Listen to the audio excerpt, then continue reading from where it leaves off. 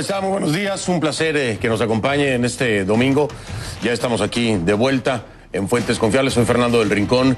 El día de hoy dedicaremos el programa completo a un tema sumamente complejo y preocupante.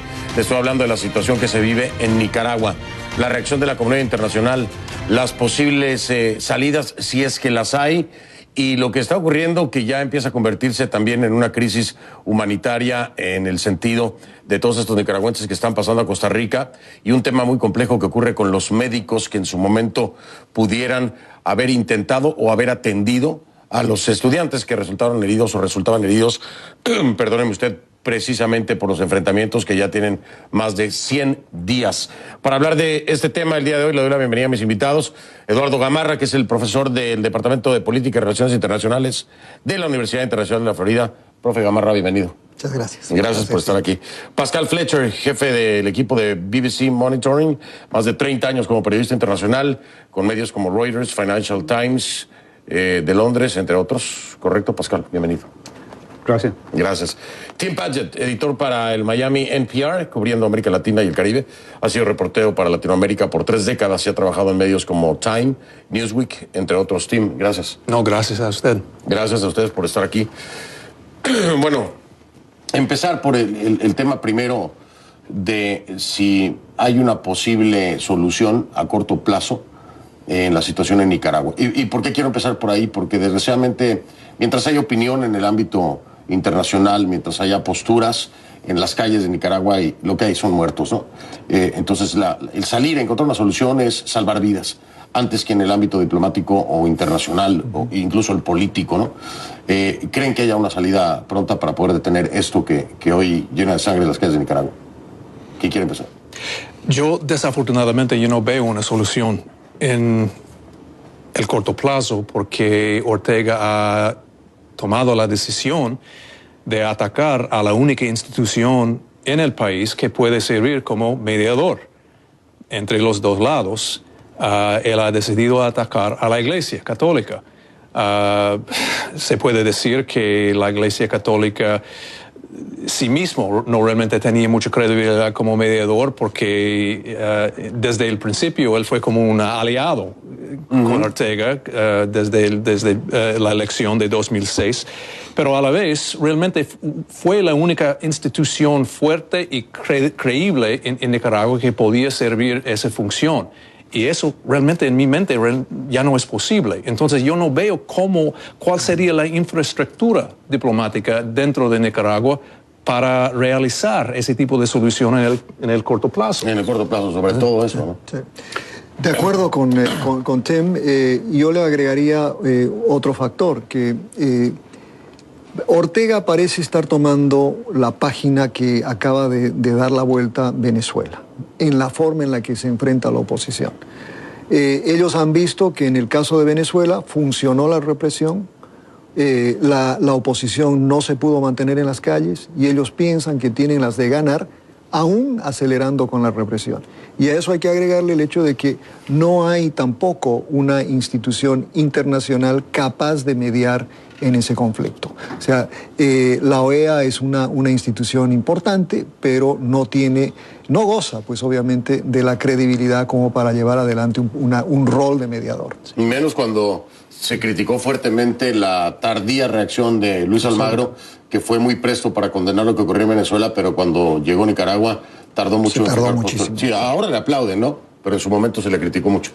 Bueno, de todas formas hay que notar que tanto la Iglesia, la jerarquía católica, como el mismo Ortega han repetido que están dispuestos a seguir dialogando. O sea que, aunque parece que no es previsible una solución, pero posiblemente podríamos ver un recomienzo, un intento de recomenzar el diálogo, ¿no? O sea que por lo menos juzgar por las declaraciones que han hecho la Iglesia Católica y el mismo presidente Ortega en las recientes entrevistas. Sin embargo, no sería un grave error. Es decir, la Iglesia dice, nosotros, a pesar de todo lo que ha pasado y la persecución que ha habido contra los sacerdotes, los padres, y los ataques en las iglesias, dicen, nosotros podemos seguir siendo mediadores. Pero el tema es que aquí el diálogo no es entre la Iglesia y el Estado. Es que está la alianza, y hay estudiantes, hay campesinos, está la iniciativa privada. el hecho de poder coordinar todas esas fuerzas para sentarse de nueva cuenta en una mesa debe ser muy difícil, más aún cuando hoy por hoy los estudiantes no quieren hablar nada con Ortega. Esa es mi impresión. Yo creo que los estudiantes y los otros miembros de esta coalición que usted menciona, los viejos del país, por ejemplo, realmente ellos han decidido, según mis conversaciones con ellos por teléfono, etcétera, ellos han decidido que a pesar de la violencia contra ellos no van a terminar. Ellos no van a cesar con este movimiento de protesta. Ortega lo ha hecho claro, que él cree que ellos son conspiradores de golpe contra él, enemigos del Estado, etcétera, etcétera. Y por eso no es simplemente que yo no veo una solución de corto plazo. Mi gran temor es que vamos a ver muchísima más sangre para llegar al momento cuando los dos lados decidan. Sí, tenemos que buscar una solución más firme en ese sentido. Ese es mi gran temor, que vamos a ver más sangre antes de llegar a un momento cuando el país, como yo dije, decida que algo diferente tiene que pasar. Claro, además que lo que está pasando está ahorita. Completamente trabado. Es decir, la principal petición es una elección adelantada. Y Ortega ya dijo que no va a haber una elección adelantada, entonces es como que no hay material con qué negociar, ¿no? No, y además hay un debate que también es muy, muy importante, ¿no? Es decir, el gobierno se considera el Estado legítimo, legítimamente elegido. Uno puede decir la elección fue fraudulenta o lo que sea, pero ellos tienen la legitimidad de su constitución, de la elección de su presidente y su vicepresidenta, ¿no? Y mientras eso exista, una convocatoria adelantada de las elecciones no está en la Constitución, no está en la legalidad. Entonces es una alteración al orden constitucional, y eso precisamente lleva a que el presidente Ortega diga que es golpismo o es terrorismo, lo que él quiera denominarlo. Y yo diría una cosa más, que es para que la oposición se mantenga movilizada, no solo tiene que tener las ganas de estos muchachos, ¿no? No solo tiene que tener, digamos, ese valor que han demostrado, pero tiene que tener algún tipo de organización y tiene que tener financiamiento. Y yo no creo que tenga ni una ni otra. Y a la larga, yo creo que Tim en ese sentido está en lo correcto. El gobierno simplemente hoy tiene que decir: nosotros somos la ley, estamos imponiendo la ley. Esta es gente que quiere alterar el orden constitucional, ¿no? Pero hay otra dimensión muy importante en lo que dijiste. No solamente la legalidad, pero no es posible en la mente misma de Daniel Ortega, porque es cuando hablamos de adelantar elecciones, la primera cosa que pasa en su mente son recuerdos de lo que le pasó a él en 1990. Todo eso no tiene que ver con nada más, en mi opinión, que venganza por parte de Ortega, venganza por lo que le pasó a él en 1990, cuando él tenía que dejar el poder por presión de los Estados Unidos, o como usted quiere decirlo, pero no, sí fue. Él decidió en 2006, cuando él ganó la presidencia de nuevo, que él nunca iba a dejar que eso pase de nuevo en su vida. Él mismo, es interesante que él mismo se refiere a la oposición en términos de revanchismo, o sea que estamos en ese dilema de óptica de los dos lados, ¿no? Un poco así, porque él mismo habló en términos de que él ve a la oposición como un revanchismo. Además, también es verdad que es una lucha desigual, o sea que hemos visto manifestantes, de verdad, con barricadas, de verdad, con armas artesanales, pero en contra de grupos de policía paramilitares que llevan armas de guerra, y eso se ha notado en la prensa también, RPG, ametralladoras, hasta pesada, ¿no? Entonces, no sé, es difícil para los manifestantes, o sea que ha sido una lucha desigual. Totalmente. Parece que están en un repliegue, escondiéndose, porque también hay una ofensiva de arrestos, juicios incluso, llevados con bastante segredismo. Entonces hay que ver qué puede pasar ahora. Pero ojo, aquí hay un truco constitucional que ayer, la semana pasada, el viernes, no el jueves, la semana pasada, le hacía llover precisamente al vocero de la Alianza, que estuvo invitado en el programa. Digo, bueno, Ortega no quiere entregar el poder, ya dijo que no va a ir a unas elecciones adelantadas, pero existe un mecanismo constitucional que se llama referendo. un referendo revocatorio. Y para lograrlo se necesita una cierta cantidad de firmas. Y eso se puede hacer perfectamente bien dentro del ámbito de la Constitución. Y se hace un referendo revocatorio, y si ese referendo revocatorio pide, si el soberano dice que se vaya Ortega, se tiene que ir. Eso es constitucional. Es una llave, a mí me sorprendió, les soy honesto, es una llave que no habían mencionado.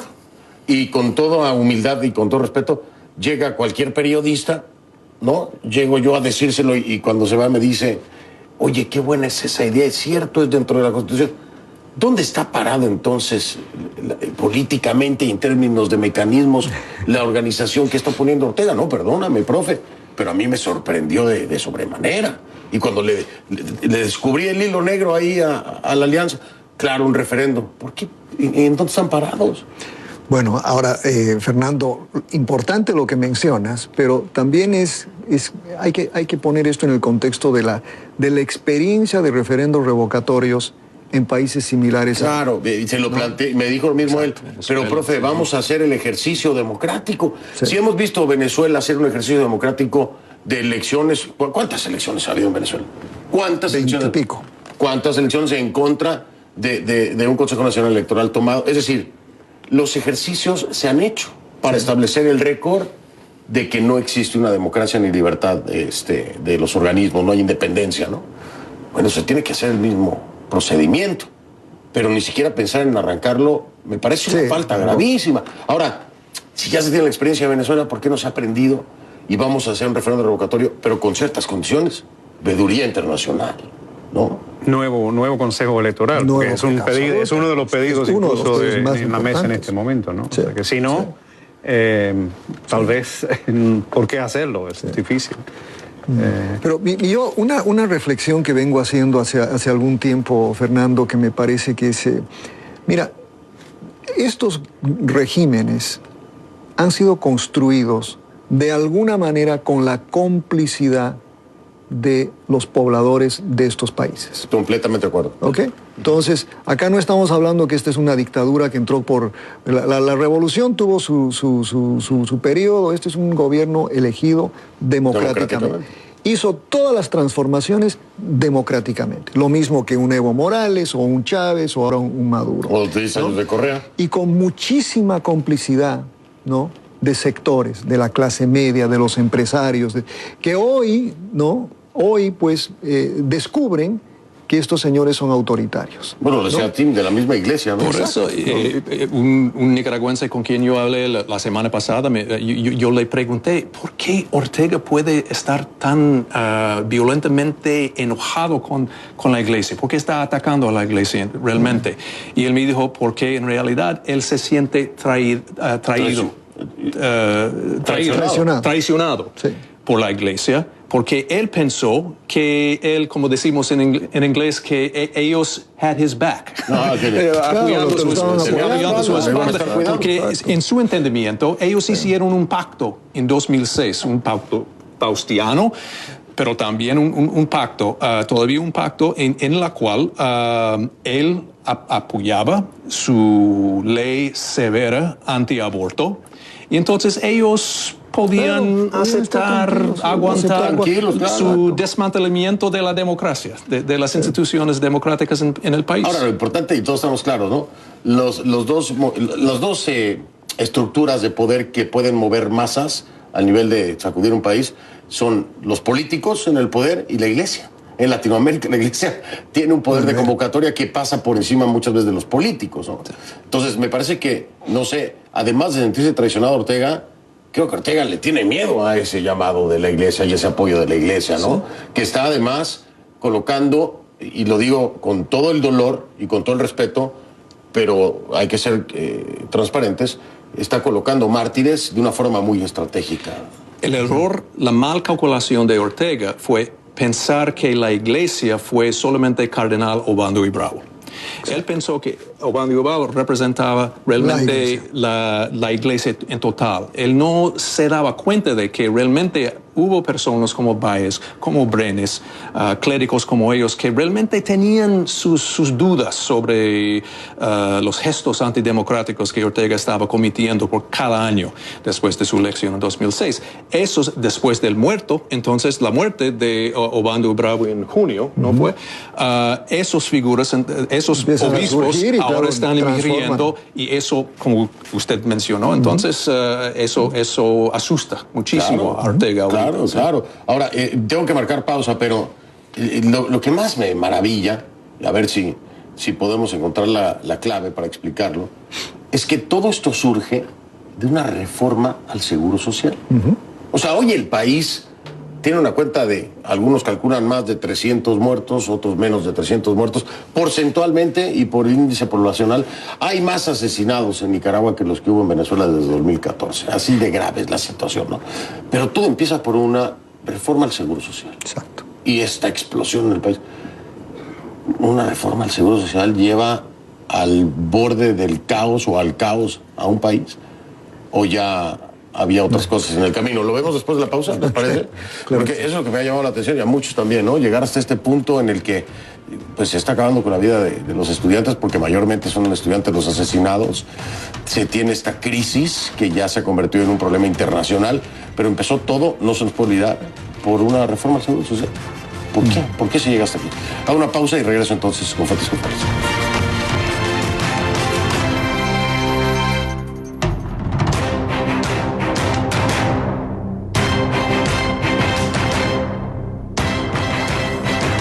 Sabemos que no te quieres perder ningún momento de tu vida.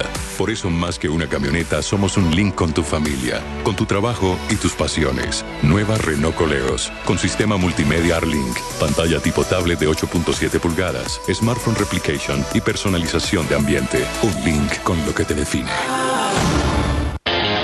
Antes hacíamos todo lo que nos decían sin reclamar. Y ahora no podemos ponerles ningún límite. La gente hoy está muy loca. Deja lo viejo atrás y cámbiate a la nueva Digicel. Plan postpago con todo ilimitado de verdad, sin trucos ni letra chica. Por solo $30 te damos data, minutos y mensajes ilimitados a todas las redes. La nueva Digicel. Muchos están muriendo. La peor y más letal crisis de opiáceos en la historia de Estados Unidos. Estaba desesperado. ¿Puede la marihuana ser la salvación? ¿Te ayudó a dejar los opiáceos? Me dieron una alternativa. El doctor Sanjay Gupta, con un informe innovador sobre el uso médico de la marihuana. ¿Cuándo podrá la comunidad médica poderse al día con todos sus pacientes? La cannabis me ha dado una razón para vivir. Marihuana 4, hierba contra pastillas. Esta noche en CNN. Este es Nuestro Mundo. Personajes fascinantes. Me dedico a escalar montañas. Y creaciones asombrosas e inesperadas. Espectacular. Aquí, los límites son desafíos. Desde hace 4 años me he quedado ciego. Acompáñeme y descubra historias tan reales como extraordinarias. Nuestro Mundo, hoy en CNN. Yo trato de preguntar rápido, de preguntar corto y de insistir. Que el entrevistado empiece a contar cosas que él no pensaba contar. Eso es un arte muy complejo, no se consigue siempre, pero lo intentaremos.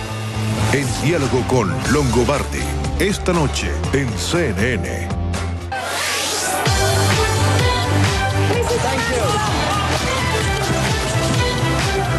Somos CNN.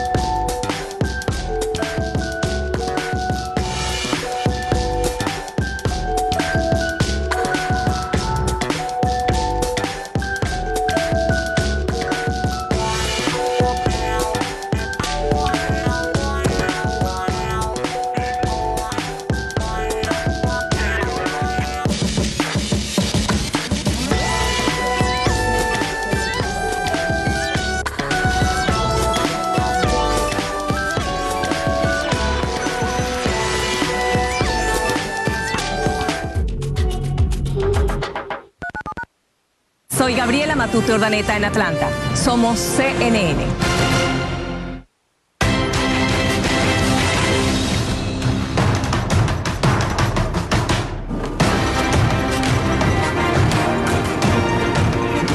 Continuamos en Fuentes Confiables, Eduardo Gamarra, Pascal Fletcher y Tim Padgett, hablando sobre Nicaragua. Les decía yo, lo increíble de todo esto es que se llega a donde se ha llegado, tristemente, pero todo por una reforma al Seguro Social.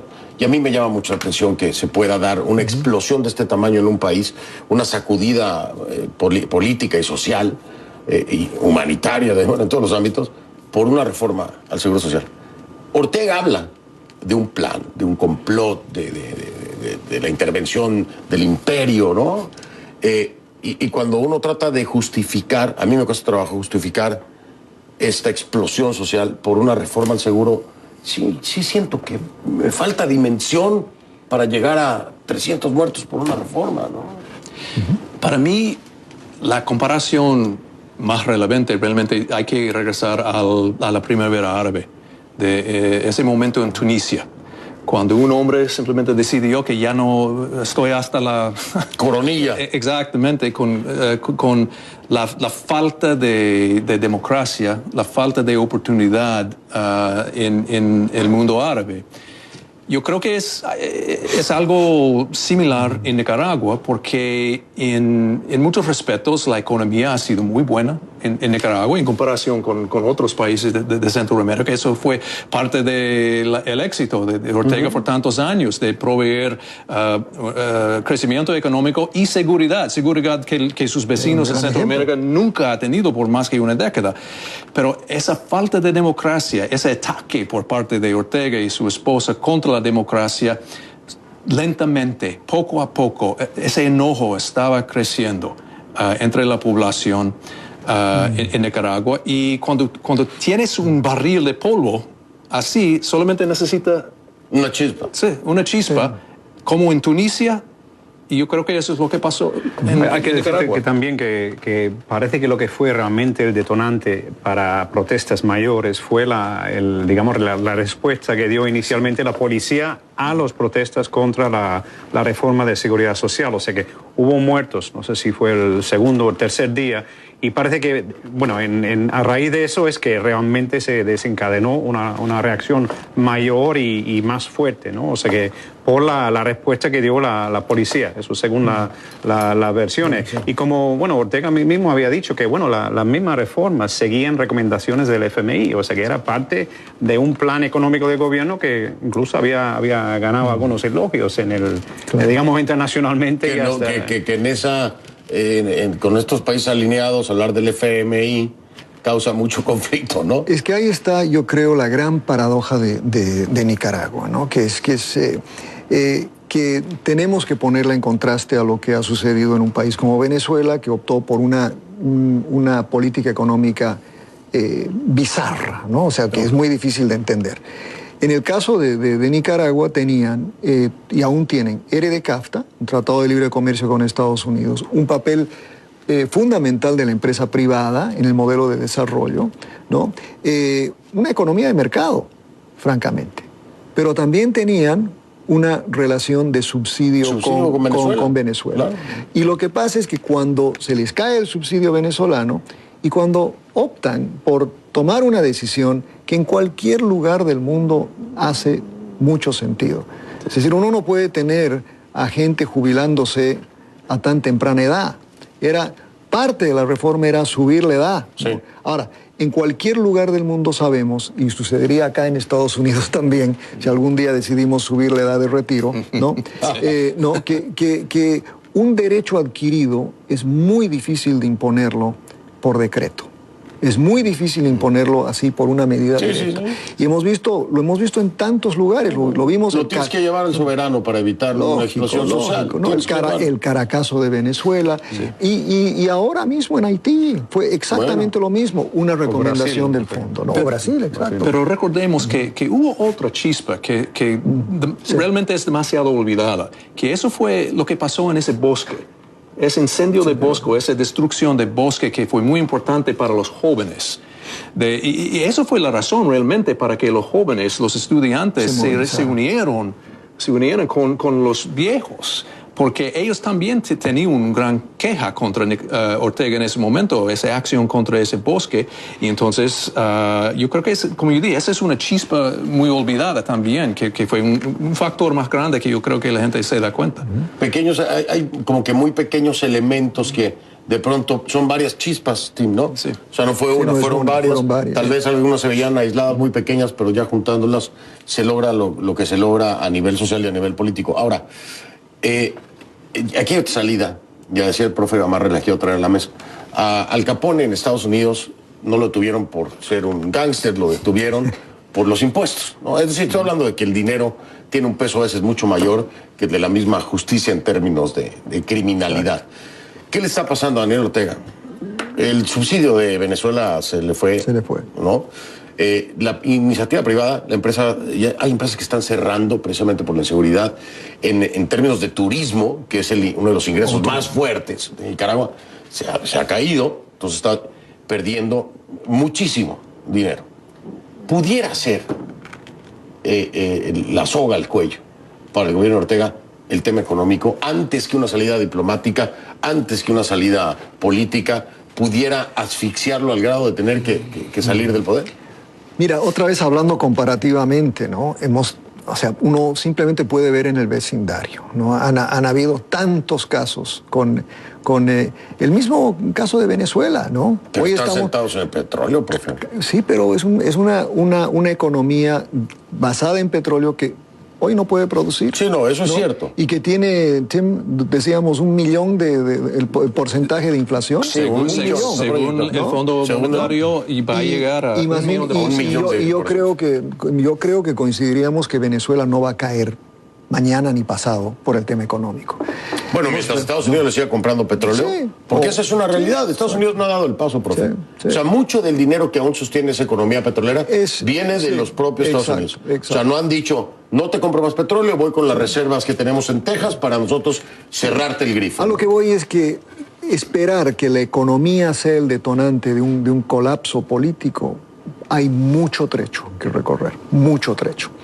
Esto no va a suceder de la noche a la mañana, y ahí es lo que más me preocupa en el caso de Nicaragua, es que no veo una oposición organizada o algún movimiento, más allá de los estudiantes, ¿no? con todo el valor y el reconocimiento que merecen, pero no hay una oposición organizada capaz de articular una alternativa. Pero es que fíjate, además, perdón, Tim, adelante. No, simplemente yo iba a agregar pero yo estoy de acuerdo contigo, Eduardo, básicamente, pero hay otro factor. En Venezuela ellos tienen otra fuente, que es la droga. La droga, que Nicaragua no tiene. Sí. Que los funcionarios, que Ortega y su equipo, su grupo allí no tiene. Y yo creo que por eso los venezolanos van a poder aguantar las sanciones de los Estados Unidos por un poco más tiempo que quizás Ortega y su grupo pueden en Nicaragua. Es un punto muy importante lo que acaba de decir Tim. Hay que ver nada más lo que ocurre en la frontera colombo-ecuatoriana, ¿no? Donde están participando casi todos los carteles de México. Están ahí, entonces, tráfico y cultivo y todo el procesamiento del producto. Pero a eso está sumado también carteles de narcotráfico de Venezuela. Es decir, ahí hay muchísimo dinero. Muchísimo dinero.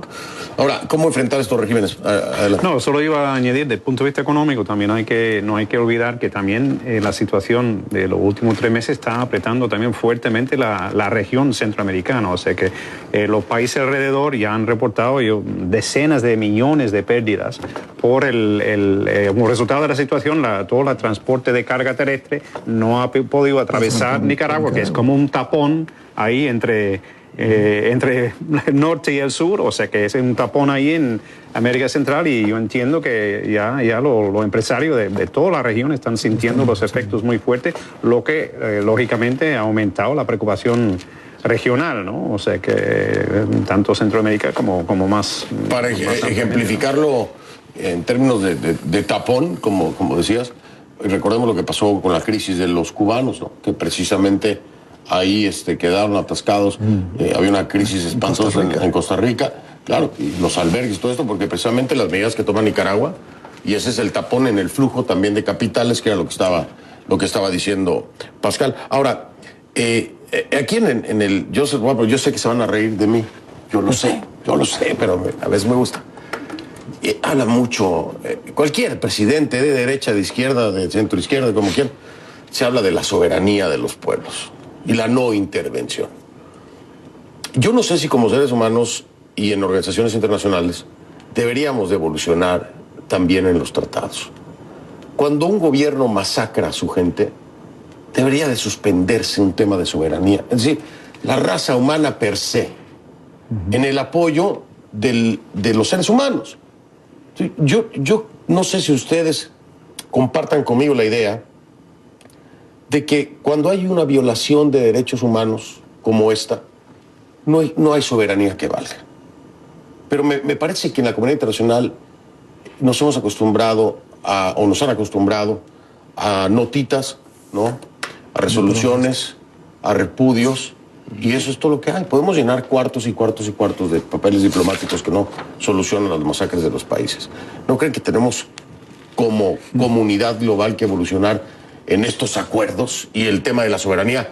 Que de verdad, por el amor de Dios, que ese es... Mira, profe, hable porque si no digo algo mal. Mira, Fernando, yo creo que habíamos evolucionado muchísimo en este hemisferio. Habíamos llegado inclusive a una cosa que mucha gente pensaba que era ridícula, ¿no? Que empezó en realidad a discutirse después del Fujimorazo, ¿no? Y cuando eso se tradujo en una comunidad latinoamericana, exceptuando Cuba, que firmó algo que se llama la Carta Interamericana de la Democracia.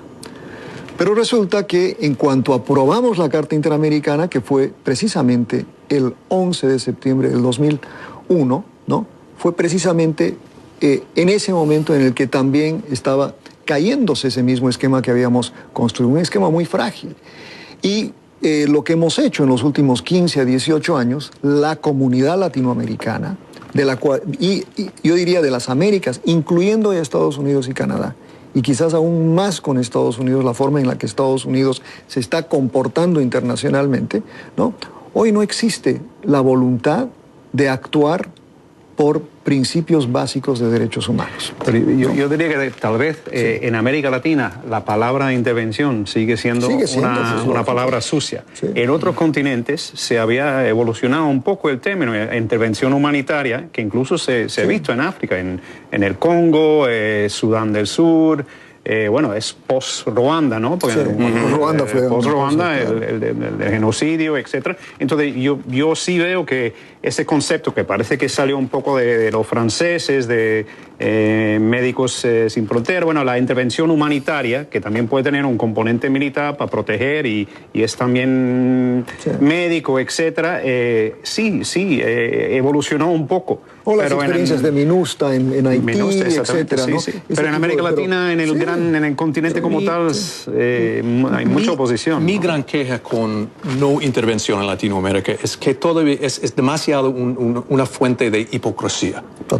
Totalmente. Yo creo que es una gran desilusión que Andrés Manuel López Obrador, que va a ser el próximo presidente de México, no va a estar, cuando él sea presidente de México, él ha dicho que no va a estar condenando lo que está pasando en Venezuela ni en Nicaragua. Recordemos que hace 9 años, en 2009, el golpe en Honduras. Ajá. Cuando López Obrador fue todavía un político de la izquierda, él estaba gritando, llamando al presidente de México en esa época que ellos deben condenar a lo que estaba pasando en Honduras, porque fue un golpe de la derecha contra un presidente de la izquierda. Pero ahora él ve él ve amenazas contra presidentes de la izquierda, Nicaragua y Venezuela, y ha decidido que no, ahora vamos a seguir no intervención.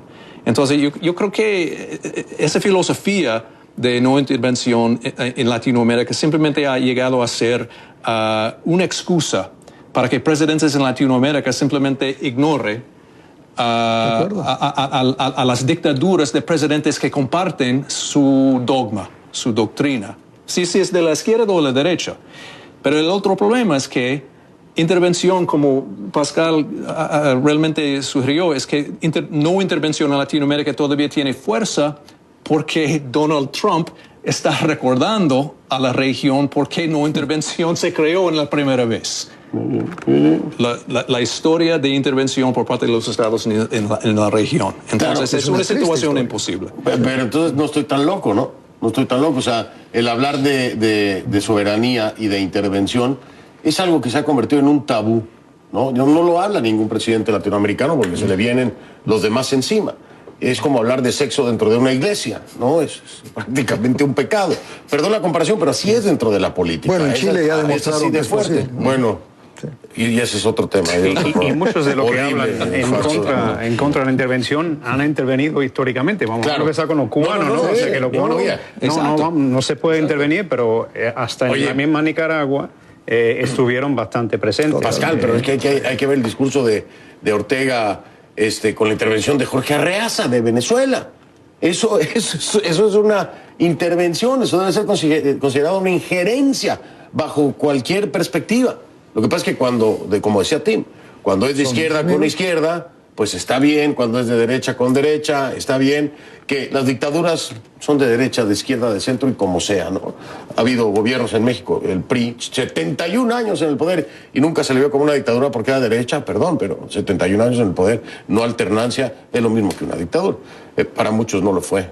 Y para algunos fue la dictadura perfecta. Vargas Llosa. Sí, pues, Vargas Llosa, sí.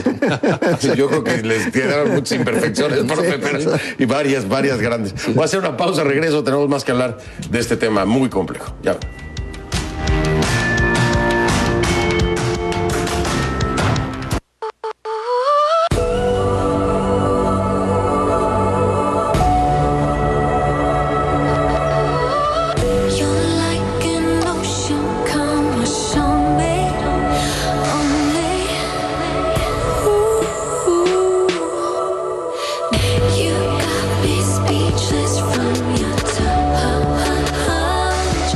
Llame a su agente de viajes o visite www.sandals.es. Sabemos que no te quieres perder ningún momento de tu vida. Por eso, más que una camioneta, somos un link con tu familia, con tu trabajo y tus pasiones. Nueva Renault Koleos, con sistema multimedia R-Link, pantalla tipo tablet de 8.7 pulgadas, smartphone replication y personalización de ambiente. Un link con lo que te define. Vive la velocidad, la adrenalina y la emoción del espectacular mundo de las carreras de caballos. Acompáñanos en un recorrido a través de las costumbres y tradiciones que rodean a este deporte ecuestre. Al galope. Este mes seremos testigos de los preparativos del Royal Ascot. Elegancia y tradición en una de las carreras más distinguidas del mundo. Al galope. Esta noche en CNN. Patrocinado por Longines. Cada deportista tiene una fascinante historia y Elizabeth Pérez lo tiene todo para descubrirla. Un piloto de autos lo que le gusta es la velocidad. Te ponen tickets. Los momentos cruciales de sus carreras, sus vidas lejos de la fama y mucho más. Un joven de 26 años, ¿cómo invierte su dinero? Porque lo que pasa fuera de la cancha es tan importante como lo que sucede dentro de ella. Triunfadores del deporte. El sábado en CNN. Aquí se controlan los movimientos políticos más importantes de Estados Unidos. Sigue Directo USA de lunes a viernes en CNN. @soy F del Rincón es la cuenta en Twitter y en redes sociales estamos utilizando la etiqueta numeral FC de Fuentes Confiables, hashtag FC. A mi cuenta, @soy F del Rincón, todos sus comentarios, bienvenidos.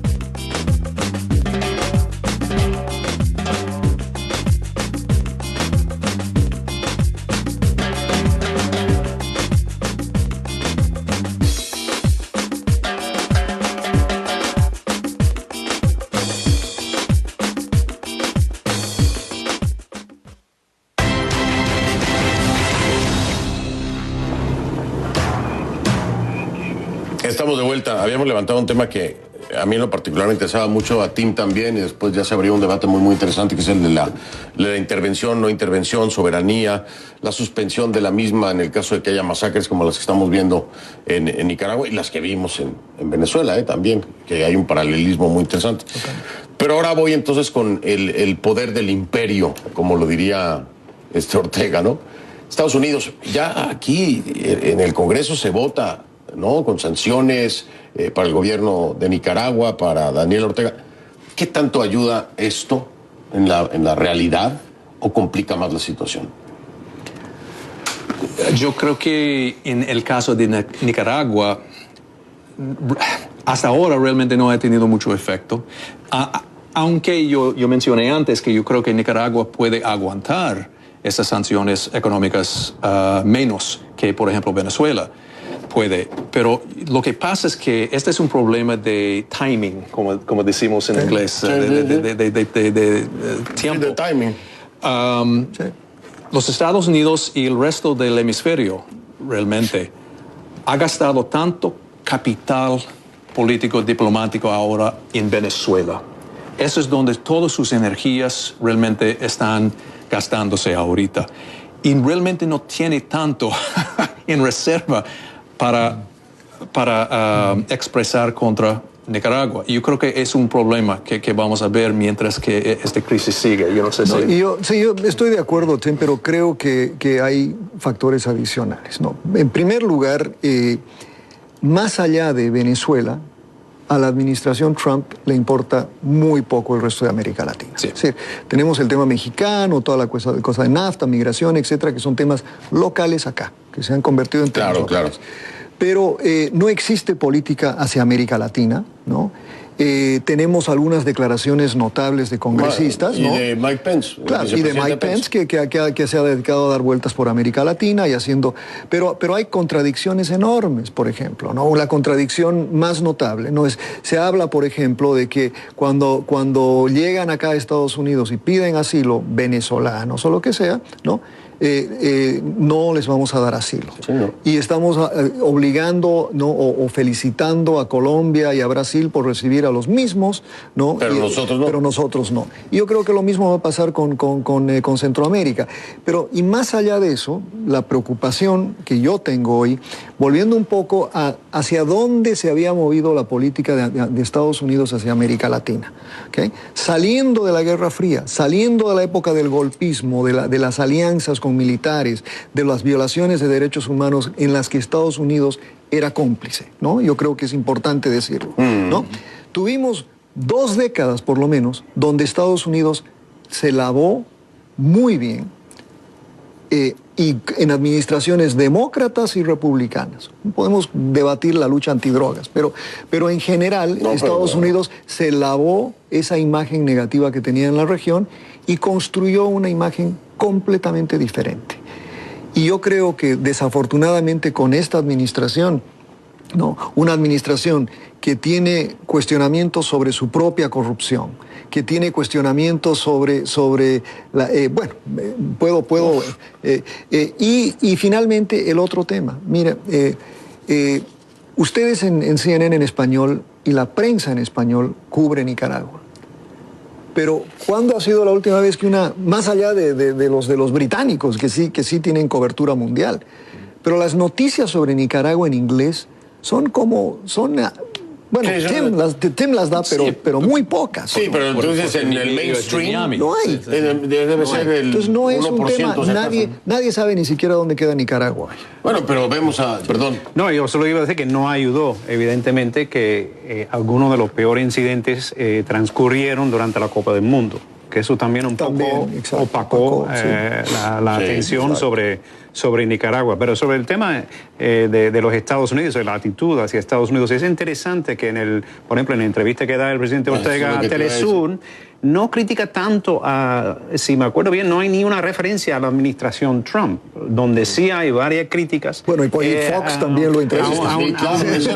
A un grupo de senadores y congresistas aquí, o sea que era interesante que enfocó las críticas hacia Miami, ¿no? Porque ¿quiénes son los que están enfocando por eso? Que también. Principalmente Marco Rubio. Los que han hablado del tema. Otra cosa que no realmente ayuda a los esfuerzos de los Estados Unidos en casos como en Nicaragua, por ejemplo, es alabamos, o ellos alabaron a los republicanos en Washington, a Trump reuniéndose con Kim Jong-un, una dictadura comunista allí, pero todavía seguimos condenando a Cuba. Claro. Es a esa contradicción, si no esa hipocresía, que realmente baja la credibilidad diplomática de los Estados Unidos en este hemisferio, en casos como en Nicaragua. Le dicen diplomacia, ¿no? A esa hipocresía, le dicen... No. Sí. Es como una serie de cartas, y hay algunas cartas que son más fáciles de jugar que otras. O sea, que está la carta anti-americano, que siempre se juega bastante en América Latina, pero más fácil es la carta anti-Miami también, ¿no? O sea, que clásico, de la gusanera. Exactamente. El antro de la contrarrevolución, o sea, que también en este caso funciona. Se está jugando, ¿no? Ahora, además voy a hacer mi ejercicio diario, profe, para ir al corte comercial, y ahorita hablamos, porque a mí me llamó mucho la atención que la primera entrevista que da Ortega es a Fox, ¿no? Y es en inglés, ¿no? Entonces, para ir al corte comercial, regresar a hablar de eso, yo le vuelvo a decir al señor Ortega, la hacemos si quiere en inglés, yo soy bilingüe, la hacemos allá, la hacemos aquí, usted me dice cuándo, dónde, todo, pero déme la entrevista porque le digo, yo creo que le faltó tiempo al de Fox para hacerle muchas preguntas que necesitan respuesta. Así que, de nueva cuenta, ahí espero su respuesta. Una pausa y vengo.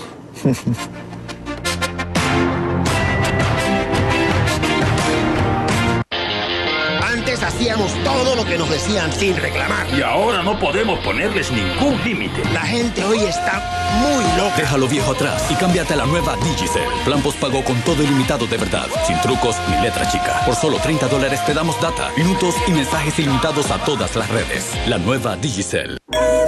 Ninguna mujer ha dicho que sus pestañas son demasiado largas o voluminosas. Nueva máscara Vegan Extreme de Marc. Longitud extrema, volumen extremo, exige más. Ver es creer. Prueba la nueva máscara Vegan Extreme, exclusiva de Avon. Viajar es ver las cosas de una forma diferente. Es vivir las mejores experiencias. Este sábado, un nuevo destino nos espera. Esta vez desde Hanoi, Vietnam. Destinos llega para descubrir su seductora ofensiva para atraer a los visitantes con sus paseos peatonales y su encantador aire de la antigua Asia. Destinos, el sábado, en CNN. Vivimos en un mundo cada vez más conectado con la sociedad. El público dice lo que le gusta, pero también dice lo que no le gusta, y eso hace que el reto de CNN sea cada vez mayor. Es ir contra toda la censura, contra todos los límites que pone el poder. Y asegurarse de que los que están en el poder le rindan cuentas a la sociedad. Las preguntas incómodas se tienen que hacer y son las que deben estar más presentes que cualquier otra. Los líderes del pensamiento latinoamericano se reúnen en CNN. La innovación es la estrategia que impulsa a las empresas, abre oportunidades y rediseña nuestra manera de vivir. Portafolio Global, de lunes a viernes, en CNN. Cada evento en el mundo tiene una causa, una reacción económica. ¿Cuáles son las consecuencias? ¿Cómo te afectan? CNN Dinero, de lunes a viernes, en CNN.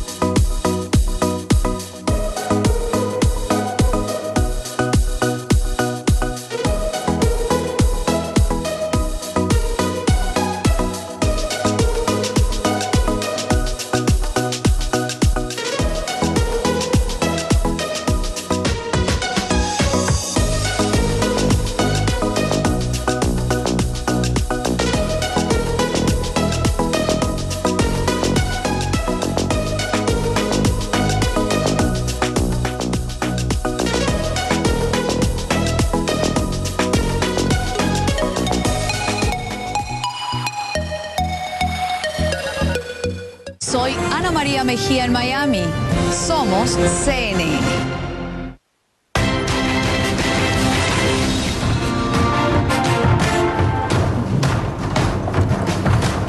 De vuelta, se ha ido rapidísimo el programa, nos queda muy poco tiempo, pero vayamos con lo de Fox, ¿no? Porque a mí me llamó la atención y al mismo tiempo después ya uno lo reflexiona y digo, no, sí hace sentido que le haya dado la entrevista a un canal en inglés y que haya sido Fox, ¿no? ¿Qué piensas? Bueno, mi teoría es que fue Fox porque hasta Daniel Ortega se da cuenta de que si yo quiero comunicarme más directamente con Donald Trump, ¿qué medio mejor que Fox News? Claro. Es el único medio que Trump mira. Family and Friends.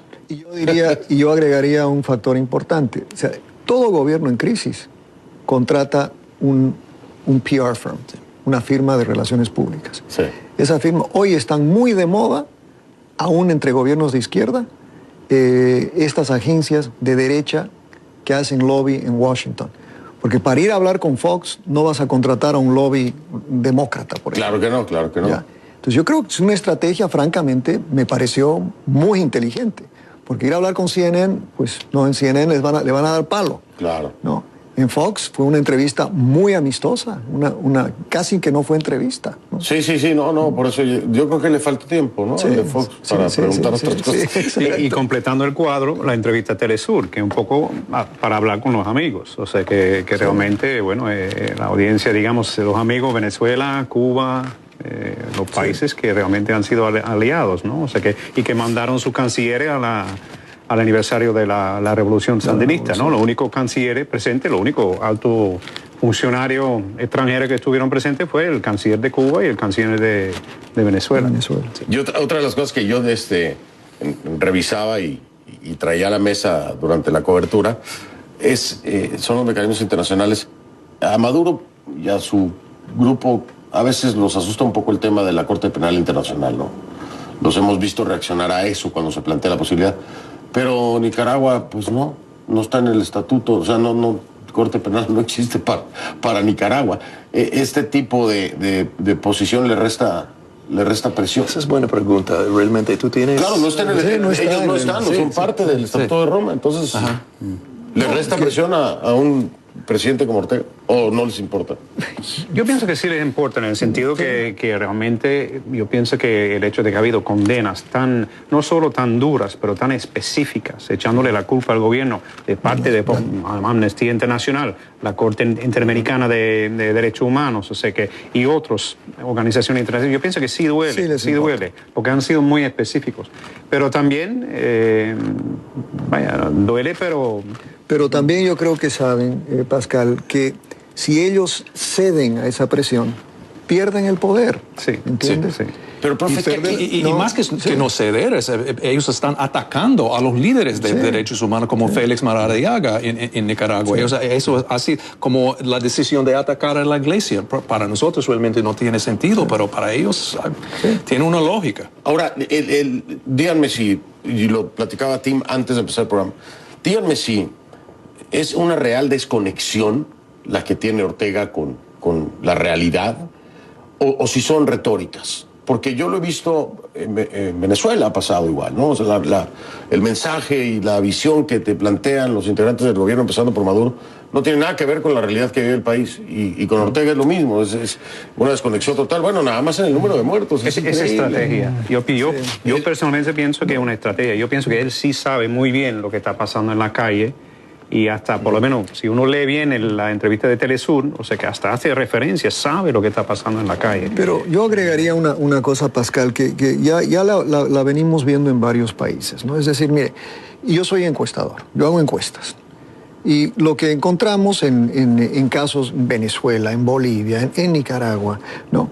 Las encuestas reflejan básicamente, ¿no?, una oposición al gobierno de turno, ¿no? Que quieren cambio, que quieren...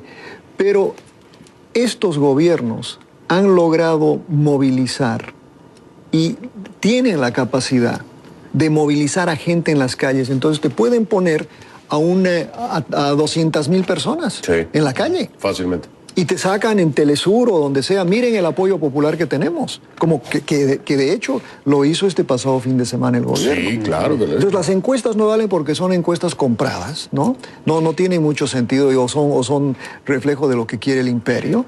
Este es el pueblo. Nosotros somos el pueblo y el pueblo quiere que nos quedemos. Al otro, ¿no? Pero esa estrategia, pero al fondo también es pura ideología. Líderes como Maduro y realmente yo creo que Ortega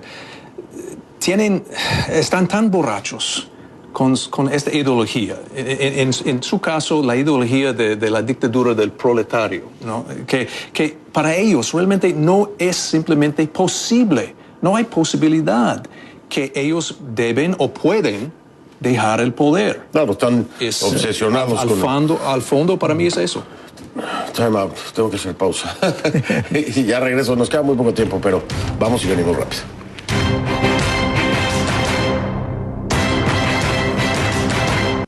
En Tigo, conectémonos con 2x1 en smartphones. Compra el Moto Z2 Play y recibe gratis el Moto C 4G. Encuentra estos y muchos más en nuestras tiendas. Tigo. Muchos están muriendo. La peor y más letal crisis de opiáceos en la historia de Estados Unidos. Estaba desesperado. ¿Puede la marihuana ser la salvación? ¿Te ayudó a dejar los opiáceos? Me dieron una alternativa. El doctor Sanjay Gupta, con un informe innovador sobre el uso médico de la marihuana.